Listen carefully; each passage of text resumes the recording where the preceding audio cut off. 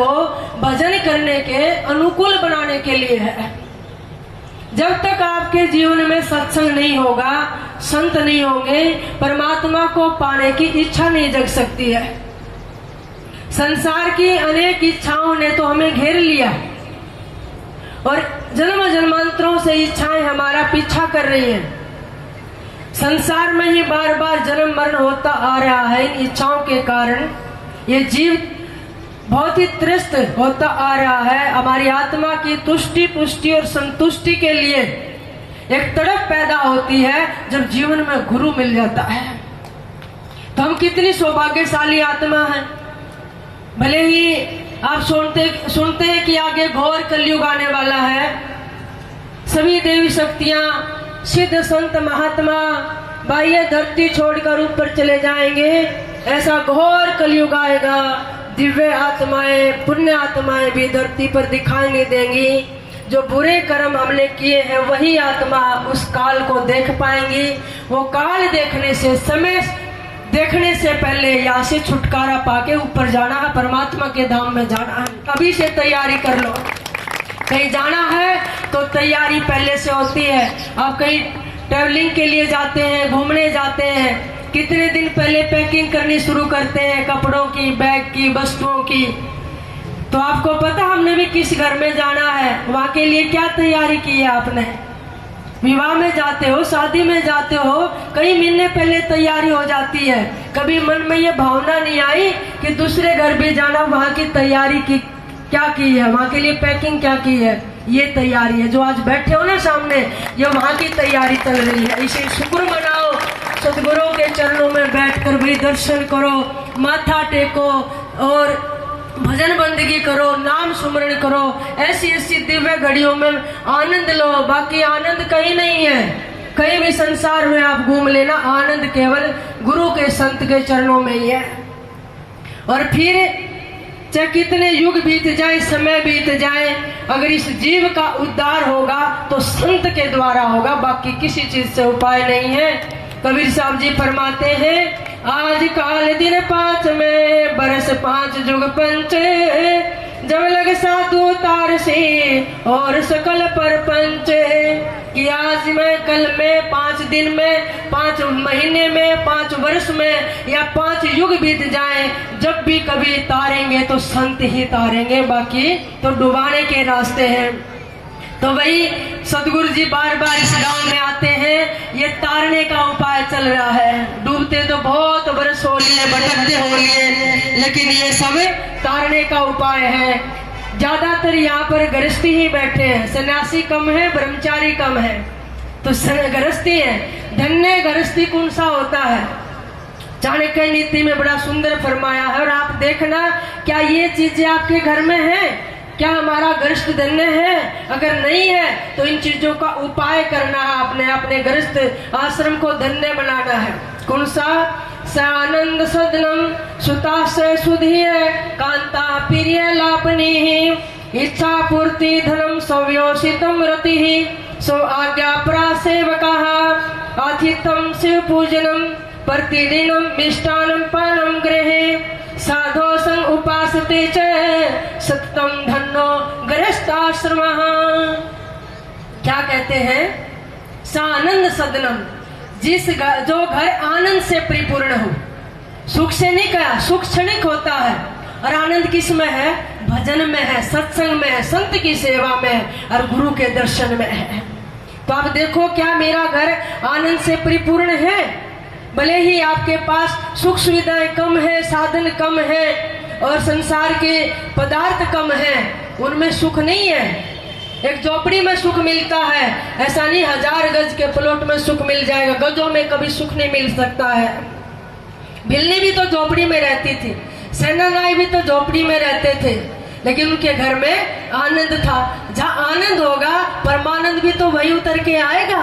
गृह सेना के घर सतगुरु आए, करी हजामत सेवा, संतों की तो श्रद्धा राखी, पार ब्रह्म निज देवा। वह संत आते हैं, गुरुओं की सेवा होती, भजन कीर्तन होता है, आनंदमय वातावरण है। तो क्या हुआ?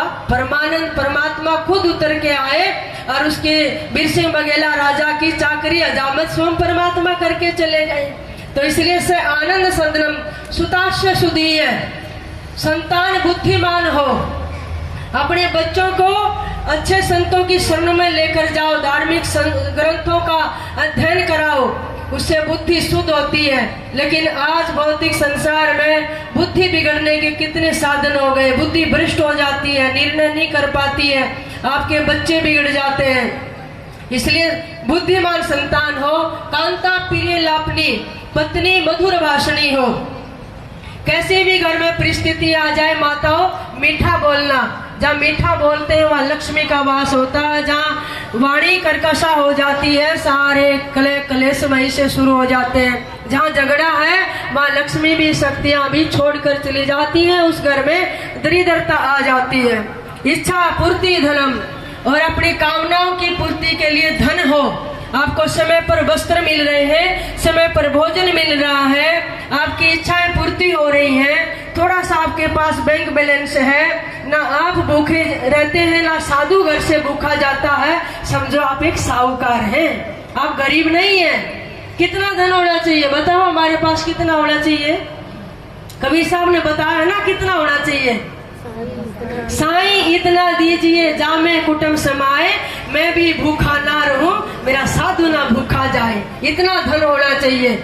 समय पर भोजन मिल जाए, संत आ जाए उसको भोजन मिल जाए। अरे रंका बंका झोपड़ी में रहते हैं और संत आते हैं, उनको भोजन करवा देते हैं। अरे वो घड़ी देखो ना, जब सेव सम्मन के पास, नेकी के पास कुछ भी नहीं था और सतगुरु कबीर साहब मंडली लेकर पहुंच गए, बेटे की गर्दन कटवा दी संतों के भोजन के लिए। लेकिन संत ने क्या दिया? गर्दन उठाई ताक से, धड़ मंगवाया पजावे से, और सतगुरु ने यूं रख दिया और जोड़ दिया। कोई ऑपरेशन नहीं, कोई थिएटर नहीं था वहां पे, कोई औजार नहीं उठाए, है ना, कोई पट्टी नहीं की, और नहीं गहरा नाड़ के वो सेवक नाए। ये कौन सी विद्या है? ये अध्यात्म विद्या है, ये संजीवनी विद्या है संतों के पास।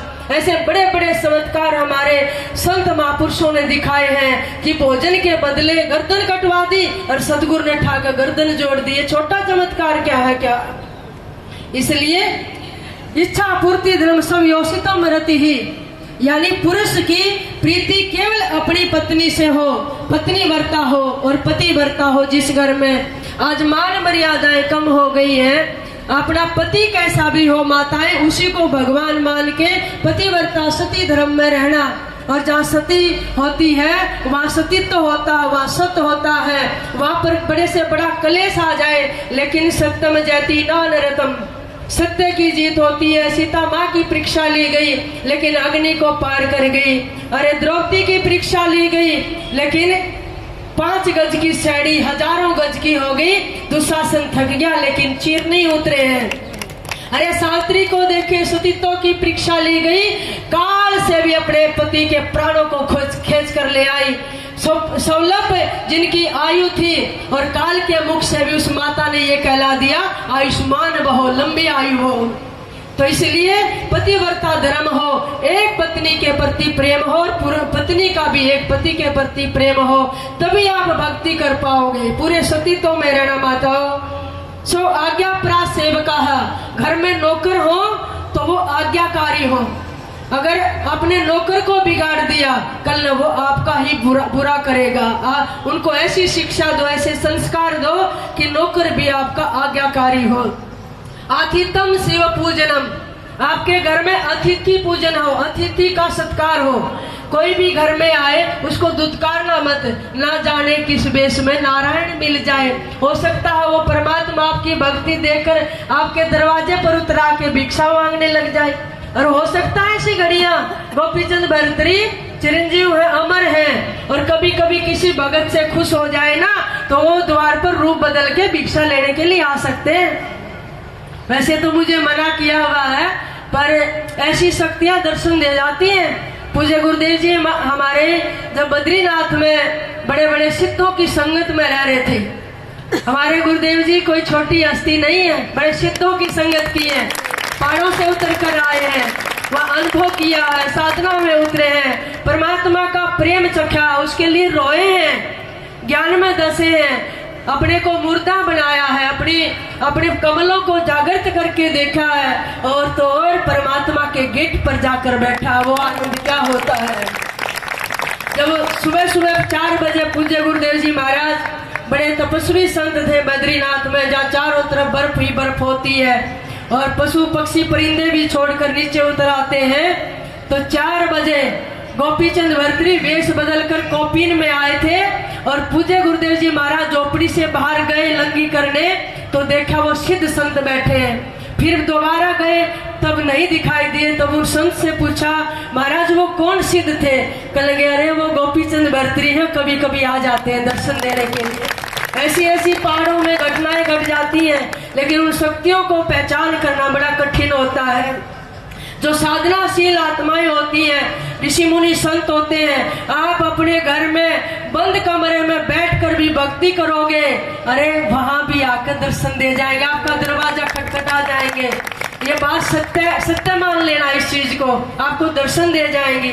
या कहीं आसपास आपके चारों तरफ कोई सिद्ध आत्माएं, सूक्ष्म आत्माएं साधना में है और आप भक्ति कर रहे हैं, वो खुश होकर दर्शन दे जाएंगी। ऐसी ध्यान में और भजन में, साधना करने में चमत्कार होने लग जाते हैं।